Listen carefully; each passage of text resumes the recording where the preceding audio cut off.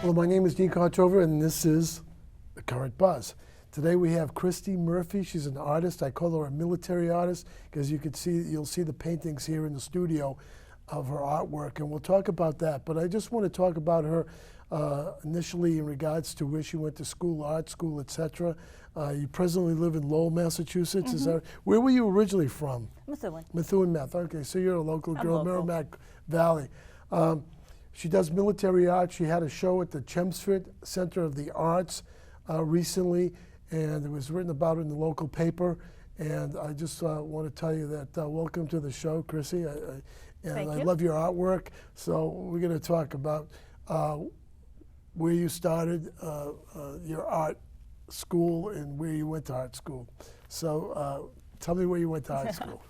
Well, I went to Massachusetts College of Art. Oh, good school. What was your major specifically? Is there a specific major in I art? majored in illustration. Oh, okay. All artists do.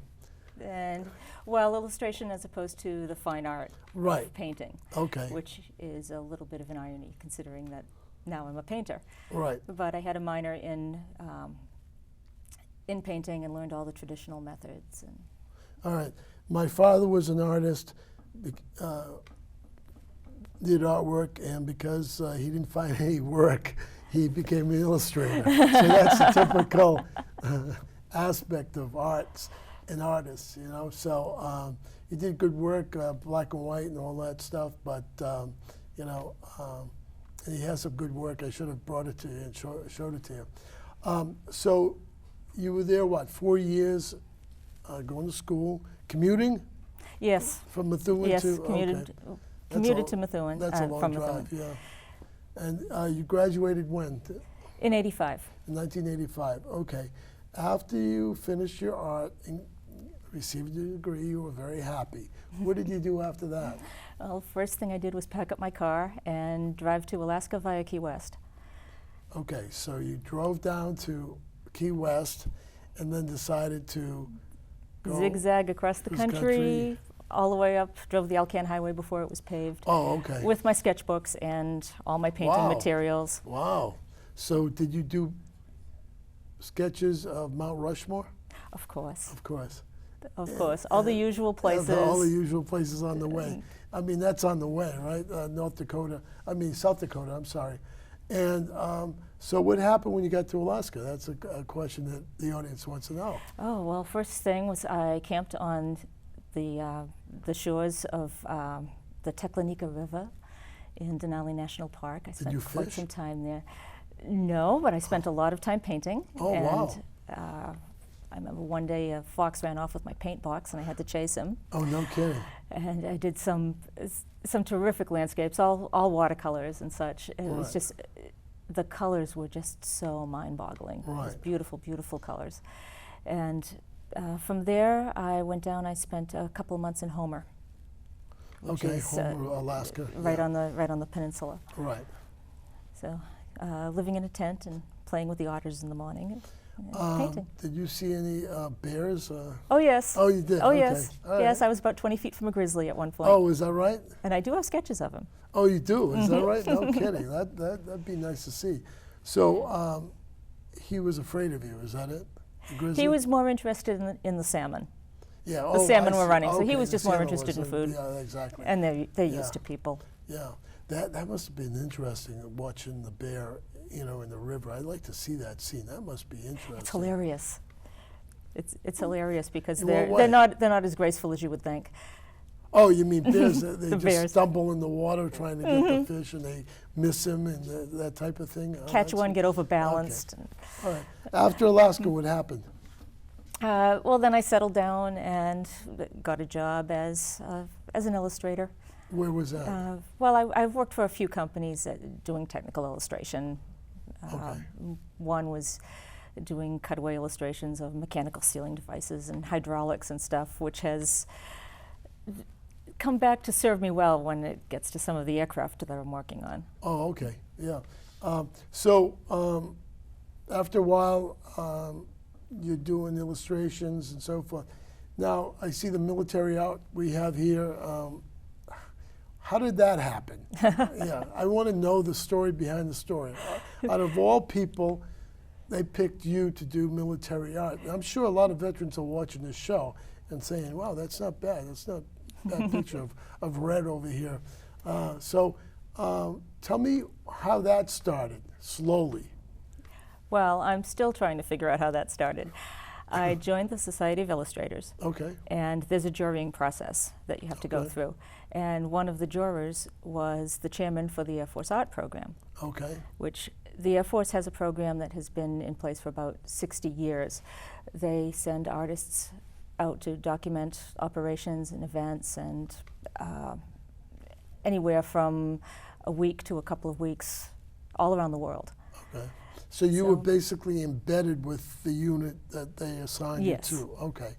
So he approached you. What year was this? This was in 06. 06, okay, 2006. Okay, he approached you, liked your work, and said, would you like to come on board with the military? And what did you say?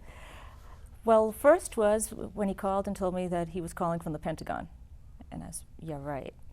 At the time, most of my artwork was fantasy work. I was doing a lot of science fiction illustration, Dungeons and Dragons type thing. Right. And that was what was in my portfolio.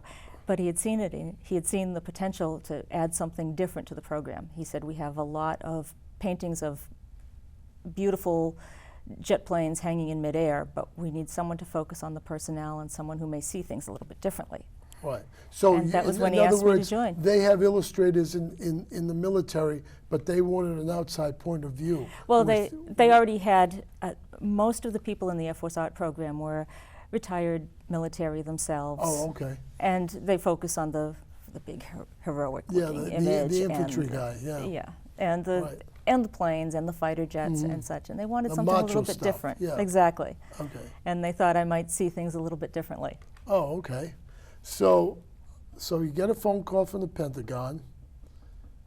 He says, calling from the Pentagon, and we'd like you to come on board. And you say, Oh, well, sure, I'd love to. I was thinking they would send me some photographs for reference and ask me to do a painting for someone's retirement or something like that. Next thing I know, I get a call and they say, do you want to go fly a medevac simulation out of Seattle next week? Aboard a C-130 with so were you flexible enough to do that? Yes. Oh, okay. So yes. Yeah, so I was C-130 is a C-130 Hercules is a plane that was used in Vietnam. It's been used for the last 30, 40 years. It's a turboprop for propellers. The jets on the prop. Go ahead. I'm sorry. Well, it was my first time aboard any kind of military flight, really my first experience with the military. All right, so where did they say to meet them? Did you go to the Pentagon, from there, from home to the Pentagon, or how was it arranged? I flew to McCord Air Force Base from Logan. McCord Air Force Base in Washington, D.C.? Yes, in Washington State, Seattle. Yeah, okay, yeah. I was at McCord. I flew in from Asia, from McCord, so I know very well. So go ahead, I'm sorry. So, and my escort picked me up at the airport. He had already called me beforehand to tell me what to wear, what to bring, to answer all the questions I might have. Okay, what did they tell you to wear? Well, he was very specific. He said, dress like you're going on a camping trip. Okay. Dress like you're going on an extreme camping trip. Okay. He says, wear boots, comfortable shoes, make sure everything is comfortable, no open-toed shoes, no sandals. Yep. Well, you won't have to dress up. Oh, good. Which I thought was funny. I guess he thought I was going to show up in a skirt or something. Yeah. And he said, just bring what you can carry. There may be a backpack, in other words. A backpack of art supplies. Yeah. He says, you may have time when you'll be able to sit down and do a more finished piece, but most of the time you'll be sketching and taking photographs. So just bring what you can pick up and run with, because you don't know where the action is going to be and what's going to be happening next. Oh, wow. All right, so you get to McCord, what happens? I want to know what the procedure is, how they treated you as a civilian. Oh, it was wonderful. Well, when I'm on assignment, I do have official orders from the Pentagon, and I'm to be accorded. So these are cut orders from the Pentagon, signed by who? The chairman of the Air Force Art Program. Okay, chairman of the Air Force. Is there a rank there, or is he civilian? I believe he has a rank, but I'm not Okay. exactly sure. I what it won't. is. I won't corner you. All right. So you have those orders cut for you, all right, and I hope you save them. Oh, of course I do. Oh, good. Oh, Okay, yes. good. Put them in plastic and save them. Put Oh, them in yes. a binder. Well, I Okay. have several copies. Oh, it's too bad you didn't bring and- them in. I would have loved to see them and read them. Well, I am to be. It says that I am to be accorded the courtesies and privileges of a full colonel while I'm on the trip. Wow, that's it. That's interesting. So, Okay. the Full colonel's a bird colonel that has an eagle on their shoulder. I'm sorry. Okay. So too bad they what- didn't pay you that, but that's another story. yeah. Well, they pay my expenses. Oh and yeah, the, yeah, the yeah. experience and is the worth trip, it. Yeah, exactly. Now But they when- paid for your trip from Boston to McCord. Oh yes. Oh, Yeah. okay, good. All right, that's good. That's cross country. I mean, that's not Yeah, bad. yeah, it's terrific. Better than driving. Well, one of the first experiences I had when they were getting me set up, because they put me up in quarters on the base Yeah, yeah. and stuff. Usually the guest quarters, and it's Yeah, my own little they have condo. like a hotel on base. Yeah. It's run by the military and people coming and going, and so Well, not 5 stars, but decent. It's very Yeah, I nice. know, yeah. But the gent that was assigned to drive me around the base and take me to the BX and get me all set up for Okay. food and snacks and stuff, he was a sergeant, and I said, "Well, I don't know. It doesn't say on my orders if I can shop at the BX. Do I have to get anything signed?" So he looked at them. He says, "It says here you're a colonel." And I said, "Does that mean I outrank you?" And he says, "Yes, you do." Yeah, And I said, exactly. "Can I give you orders?" And he says, "Well, you can give me orders." And I said, "Okay, call your mother." And he says, "Okay, that order I'll follow." Oh, that's funny. That's funny. So you went to the PX? Yeah, and stock up on power bars and spring water. Okay. And that's the staple. Yeah, that's probably it. I plan on, when I go on these trips, I plan on living on power bars for a week. Oh, all right. So take some tuna cans with you. That helps. What was I about to tell you? So you get over there to McCord and you get prepped, right? You're getting ready. Now, did you know what you were going to do, or did they just come up and say you're going to? Well, this was the Air Mobility Command Rodeo. Okay. So it was all branches of the military involved in logistics, readiness. There was medevac, loading scenarios where they would load the supplies onto a plane Right. and fly over a target, drop drop them, them. and such. And it was a competition. And they'd pull out by a parachute. Did you see Yes. the skids? Yeah. All right. Yeah, so that's an amazing it experience when is. you're on a plane and all of a sudden the back of it opens. Yeah. But it's also international, and it's a competition. Okay. Now this is at McCord. This is at McCord. McCord. Okay. Good. So there were all different kinds of scenarios going on, and I had expressed an interest in the medevac. So Okay. that was my first flight, was a medevac flight. Oh, okay. But that just the medevac flight, was that just a flying around Washington State, around Yes. McCord? Okay. All Yes, it was several hours Oh, it in was. the air. Oh. They were judged from the very beginning. The teams on the ground were judged as to getting the patients loaded onto the flight. The people who were setting up the plane to receive the patients were being judged on their performance. And we followed it from start to finish, including flying around for several hours while these hyper-realistic mannequins, they were all wired so that they would have medical emergencies and stuff on flight. I think we have a paint. Do we have a painting Yes. of that? Maybe we Yes, can get it yes, up. that's yeah. it. Yeah, that's it. Now there's an officer who's performing on this mannequin. Believe it or not, it's a mannequin. It looks real, and he's a Pakistani officer. Yes, he's a Okay. Pakistani doctor. And he's doctor. And the man on the left was a Pakistani medic. A medic, okay. And I presume the other gentleman in the middle is. He was the umpire who was judging their performance. I see. Okay. So as you said, it was international.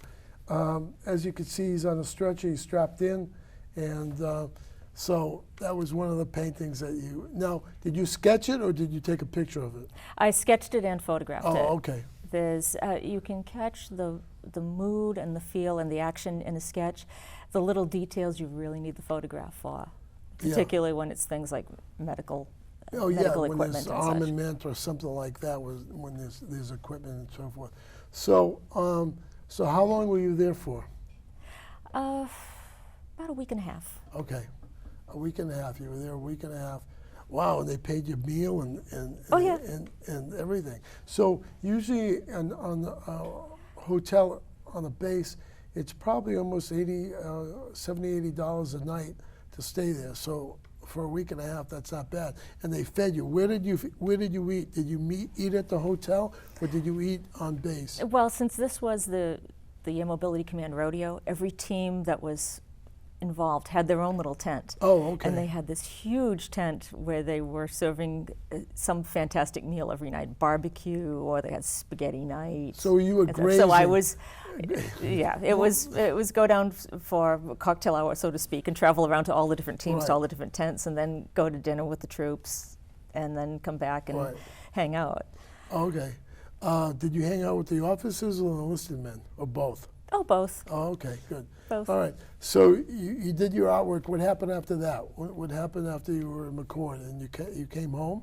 I came home and got to work. While I was at McCord, I met two gentlemen that had been shot down in Fallujah in '04. Okay. Their helicopter had been shot down. Yeah, we have that painting up. We can get it up. Okay. So okay, while you're talking about he'll get it up. Well, I had met them at a special reception for Purple Heart recipients, and they told me their story. It's up there now. Yeah. Okay. There's pictures of the family up there. If you can make it out on the right-hand side, there's photos. The helicopter crashed at night, and you can see that in the left-hand corner. And these are the two gentlemen who were wounded in the crash. Yes. Is that correct? Yes, the pilot and the flight engineer. And the flight engineer. As you can see on the face, I'm not going to tell you which one, you can see there's a scar on the left-hand side of his face. But go ahead, I'm sorry, it's a good painting. And, Well, and thank the you. helicopter seems like it's moving along. Well, thank you. I worked with them for about a year on that painting because at the time I was very new to the program, and I had to look up what a MH-53 Pavlo was, and That's a Pavlo helicopter. Pavlo Yeah, helicopter. Yeah. Okay. And go ahead. Tell me about these two guys. I mean, they crashed. You know more of the story than I do. they were flying in. It was a resupply mission, and they were flying in to the zone at night. This is and Iraq or Afghanistan? Iraq. All right. And an insurgent stood up right in front of them. They said they saw him stand up and fire the rocket-propelled grenade through the windscreen of the helicopter. Helicopters are very vulnerable in regards to RPGs. Yes. Yeah. Yes, they said it went, the wingman said that he saw the helicopter go straight up and then just fall out of the sky. But the pilot managed to land it safely, and the wingman landed, and they got everybody off the plane. How many people were on the copter? I think there were 11 total. Oh, okay, and they all survived. Yes. Okay. Yes, everybody survived, and everybody got out, and everybody in their family has seen that painting, which has been really, really wonderful and really rewarding. Now, where is that painting located? Is that? It's currently in D.C. Okay. It's in the office of, I believe it was the Assistant Secretary of the Navy for quite a while. I'm All not right. sure if it's still there. Oh, okay. All right. So you do pictures of all military now. Where else have they sent you? Well, they sent me to combat controller training in Fort Bragg in North Carolina, and that's where this piece is from. Okay. He's an airborne soldier. Yes, I was with those guys throughout the last week of their training, which was really the hell week, where they're hiking through the woods with 80 pounds of gear, and This is just an airborne unit, not special operations. this is special ops. Oh, They're special the combat operations. control group Okay, combat control. Okay, got it. Of the Air Force. of the Air Force. Okay, all right. Yes, they're the ones that they are inserted via parachute, yeah. into a zone where they secure the area and establish landing zones, Right. and whatever is necessary in the Army, to they make the call next step happen. Yeah, in the Army they call them pathfinders. Yes. Yeah, okay. And the Pathfinders go in and secure an airport, and so the other planes can drop in a massive group of airborne troops, or they can land troops. They take over, basically. It's they're very vulnerable because they're the first in. So. Yes. So did you tell them that you wanted to do a parachute? Or I told them I did. I wanted to. I didn't get the chance. Oh, okay. Actually, a few years later, I almost had the chance to jump with the Golden Knights. Wow. But instead, I took a side trip to Guantanamo. Oh. All right. So that's the next story. All right. Next story. Why Guantanamo? Shortly after the earthquake, a couple of days after the earthquake in Haiti. Oh, Haiti. Okay. They called me up and asked if I would like to accompany a shipload of supplies down. Originally, I was only supposed to follow the loading of the supplies, fly into Haiti, follow the unloading and the distribution of the supplies, and fly back really the same day. Well, how many days after the earthquake? 3. 3, wow. So you were there right on top of it. So that airport must have been very, very busy because they only had one strip.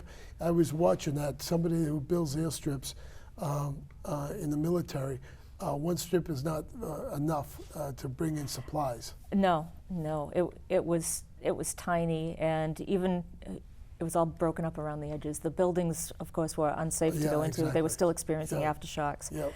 But they had established the base, so there was the Air Force area, the military area had all their tents set up, all their medical triage tents, and then there were planes just packed in like sardines. Yeah, because they didn't have any place to put them, and they had to offload them. Yes. So it was just backed up. They probably were waiting in the Dominican Republic and Florida just to fly these planes in. Well, Guantanamo was acting as a hub for the helicopter teams. Oh, okay. And that was when I was in Homestead Air Force Base. Yeah, in southern Florida. Right. I was trying to get the flight into Haiti. Of course, everything was chaos. Yeah, exactly. And they said, well, You're a we have colonel. a couple of days. You're going to have to cool your heels before we can get you in there. So the Golden Knights are practicing. Would you like to jump with the Golden Knights so we can get you a flight to Guantanamo? And I said, ooh. It was a tough one, but I took the flight to Guantanamo. Oh, okay. So what happened in Guantanamo once you landed there in regards to your artwork? I was able to spend a couple of days with the helicopter crews where they were doing just regular maintenance, and there were people coming in and leaving all the time, coming and dropping supplies. There were a few flights that were picking up people in Haiti and stopping into Guantanamo for whatever reason, medical triage or whatever, and then flying out to the Carl Vinson, the carrier that was acting as a medical ship, and some of the other outlying ships before they could evac them back to the States. So I was involved in all of that, and I was sitting right up there on top of the helicopters with the crews sketching, which was that was a lot of fun. And you were a colonel, so I mean, no one's going to say anything to you, right? Yeah. So okay. So how long were you there for? I was in Haiti for 2 days. I mean, I was in Guantanamo for 2 days. I was in Haiti for about a week. About a week. Okay. So they fed you. Yes. How would they feed you? MREs. MREs. How do you like MREs? Yeah, they're not too bad. They're not too bad. They're not too bad. All right. Tell people what MREs are for the audience. I mean, well, it's a fascinating little bag of food. One of the things that surprised me was they had vegetarian MREs. Wow. And they come equipped with this extra little bag that it has a chemical reaction. So you're able to put the chicken and dumplings or whatever into this bag, and it will actually heat it up. Wow. So it got to the point Hot of meal. like, I like the chicken and pesto. I'll have that tonight. Yeah. And So you trade. Yes. Yeah. All right. Yeah. I was very popular because the first thing I did when I got to Homestead was I packed my backpack with things like Twizzlers, the licorice sticks, and whatever hard candy I could find, because I've learned that the troops just love it. Yeah, You show up and you say, I've got the bag of Twizzlers. Oh, wow, see? And they're like, We're all addicted to sugar, aren't we? I mean, so you're in Haiti, you do paintings. Where do these paintings go? What happens after that?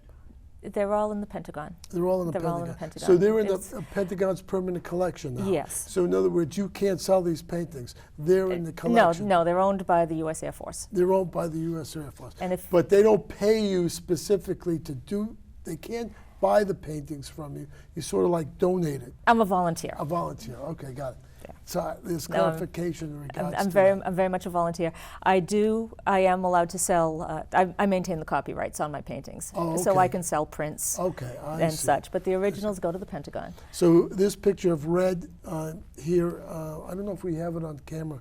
Red is in the Pentagon. He is. You cannot sell it, even No. though it was on display at No. Chipset.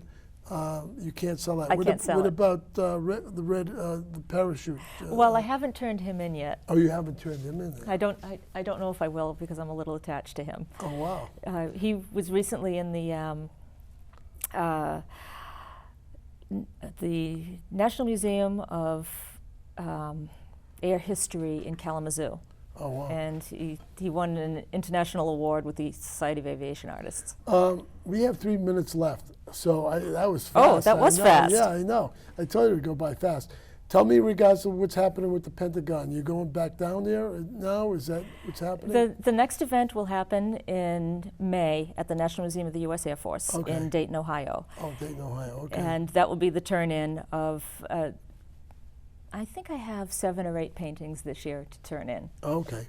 Okay. Good. And they have a big gala event. So this is people can buy your paintings, right? I mean, Yes. yeah. Oh, yes. They can Oh, yes. contact you. There's a website. I think we have it on. There's a website. They can buy your paintings. I don't. You'd have to negotiate with Crissie. I do have originals for sale Okay. and Yeah. and prints as well. Because there are military people watching this show, and they might like the paintings, so they can get you on the website. And there's probably an email address on the website. Yes. Yeah, okay. Yes. There's So- contact Yeah, information. there's contact information. So. And if I can add that Yeah, a sure. portion goes to the Wounded Warrior Project. Oh yeah. Explain what the Wounded Warrior Project is. Well, it's this fantastic organization that has resources for our injured servicemen and women. Mm-hmm. They offer many different services, Mm-hmm. retreats, just whatever they can do to help help our troops Yeah. readjust. Would you take any other pictures in regards if veterans had some pictures? Would you paint them for them? Oh, yes. If they ask you to paint. Yes, I do specific- commissions. Oh, you do commissions? yes. Oh, okay. I'm not going to ask you. You can negotiate with them on the phone. But if somebody wants the military pictures painted, or your father, grandfather, uncle, something like that, I'm sure that you'll do it. You're hooked now in regards to the military. It's all negotiable. You've got a good story. I'd love to paint it. Yeah, that's good. I'm glad. So you were at the Chump Street Center of the Arts. Do you have any other places that you're going to display your locally in the area? My next show that I'm painting for will be in Baltimore. Oh, Baltimore, Maryland. Baltimore, okay. Maryland. It will All be at the airport. So if anyone's going through Baltimore, I will the be there. The military paintings. This is with the Society of Aviation Artists. Oh, okay. It's a kind of an offshoot of the Air Okay. Force Art Program. Okay. So you're still going to continue painting for the Pentagon? Oh yes. That's my understanding. Okay. Oh yes, wherever they Good. send me next. Oh, good. All right, good. I hope you do well in your endeavors. I like your artwork, so maybe I should buy some of it now before I can. But Well, it was one there that you're pretty partial to. no, I am pretty partial to one and so forth. Anything you want to say in regards to the soldiers that you've met? I've been astounded by the level of dedication, commitment, sacrifice. Right. What I hope to do with my artwork is to take the scenarios out of the general, bring it into the general population. I want people to be able to see this. Yeah. Thanks. Appreciate it very much.